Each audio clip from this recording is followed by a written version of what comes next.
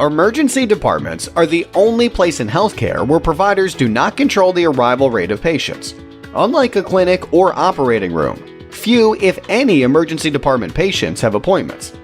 Using months of data on patient volumes, we can tackle this seemingly randomness by identifying patterns. These patterns provide a way to plan and schedule for staffing an emergency department to meet patient demands. Each physician sees an average number of patients each hour. This can be matched to the patient arrivals according to time of day as seen on this chart. It seems simple enough. But there are other factors that increase the complexity.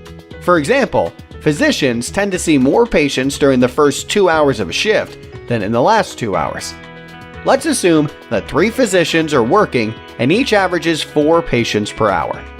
With 3 physicians seeing 4 patients per hour, 12 patients can be seen each hour. However, patient arrivals will not be exactly 12 per hour. Some hours will have 8 or 9, and others 16 or 18. When the actual number of arrivals go to 18, the 3 physicians will still see 12 patients despite the increase in patients arriving. In the next hour, we must see the predicted 12 patients per hour plus the backlog of 6 from the previous hour, and this ripples through the day until arrivals decline. Managing this is possible by using the Poisson distribution to predict the likely range of arrivals for each hour around the long-term average, especially for the bus drop-off situations. Assume we expect an average of 12 patients to register between 10 and 11 a.m. The Poisson model tells us that if we want to cover 85% of the actual expected numbers, we need to be staffed for 15.1 patients, not 12.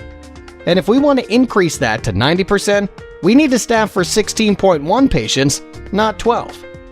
Staffing this way helps avoid the backlog rippling through the day, but does mean there will be days when it seems we are overstaffed. Those days when the average of 12 translates into 9 or 10 patients.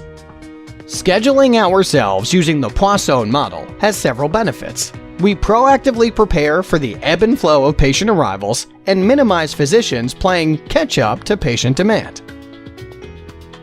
In the end, patient satisfaction and provider satisfaction should increase. Better for everyone.